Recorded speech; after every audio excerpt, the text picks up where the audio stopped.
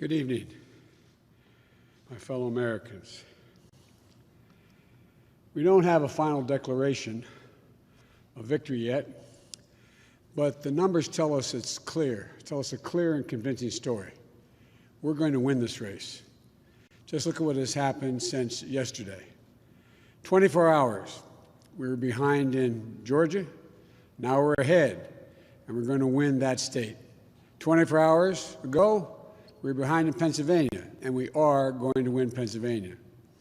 And now we're ahead, but we're winning in Arizona, we're winning in Nevada, and in fact, our lead just doubled in Nevada. We're on track to over 300 electoral college votes.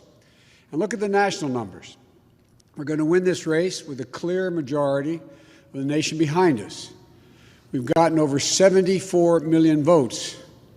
Let me repeat that, 74 million votes.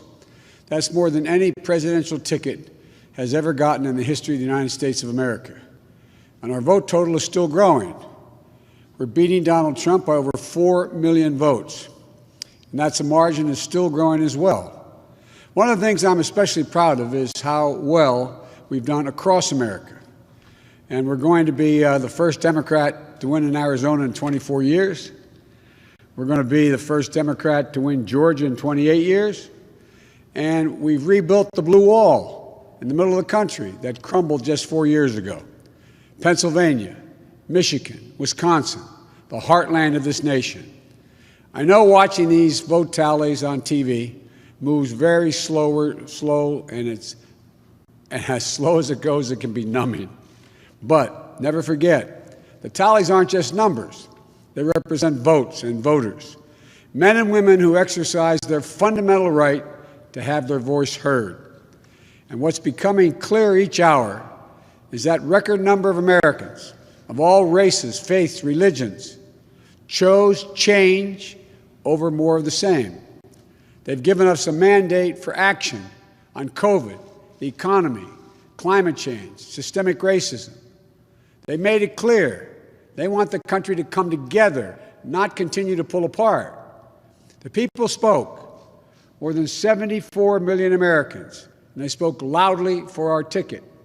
But while we're waiting for the final results, I want people to know we're not waiting to get the work done and start the process. Yesterday, Senator Harris and I held meetings with groups of experts on public health and the economic crisis this country is facing. The pandemic, as you also know, is getting more worrisome all across the country. Daily cases are skyrocketing, and it's now believed that we could see as many as 200,000 cases in a single day. The death toll is approaching 240,000 lives lost to this virus. That's 240,000 empty chairs, kitchen tables, and dining room tables all across America. We'll never be able to measure all that pain and the loss, the suffering that so many families have experienced. We know something about what it feels like to lose someone. And I want them to know they're not alone. Our hearts break with you. I want everyone to know on day one, we're going to put our plan to control this virus into action. We can't save any of the lives lost. Any of those have been lost, but we can save a lot of lives in the months ahead. Senator Harris and I also heard yesterday about how this recovery is slowing because of the failure to get the pandemic under control. More than 20 million people are on unemployment. Millions are worried about making rent and putting food on the table. Our economic plan will put a focus on a path to a strong recovery. Look, we both know tensions are high. They can be high after a tough election, one like we've had. But we need to remember, we have to remain calm, patient. Let the process work out as we count all the votes. You know, we're proving again what we've proved for 244 years in this country.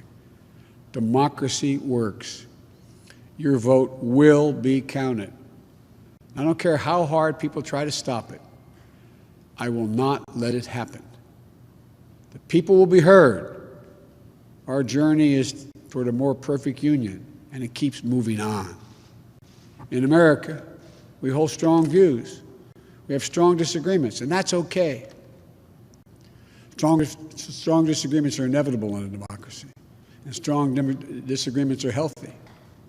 They're a sign of a vigorous debate, of deeply held views. But we have to remember, the purpose of our politics isn't total, unrelenting, unending warfare. No, the purpose of our politics, the work of the nation, isn't to fan the flames of conflict, but to solve problems, to guarantee justice, to give everybody a fair shot, and to improve the lives of our people. We may be opponents, but we're not enemies. We're Americans. And no matter who you voted for, I'm certain of one thing. The vast majority of almost 150 million Americans who voted, they want to get the vitriol out of our politics. We're certainly not going to agree on a lot of issues, but at least we can agree to be civil with one another.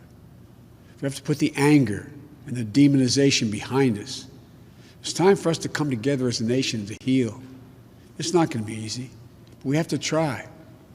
My responsibility as president will be to represent the whole nation. And I want you to know that I'll work as hard for those who voted against me as those who voted for me. That's the job. That's the job. It's called the duty of care for all Americans. We have serious problems to deal with, from COVID to the economy to racial justice to climate change. We don't have any more time to waste on partisan warfare. You know, and more than that, we have such an incredible opportunity to build the future we want for our kids and our grandkids. I've said many, many times, I've never been more optimistic about the future of this nation.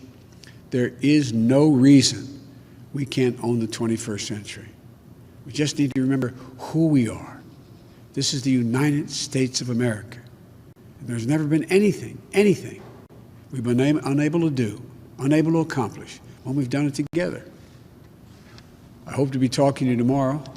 I want to thank you all, and may God bless you, and may God protect our troops. Good night.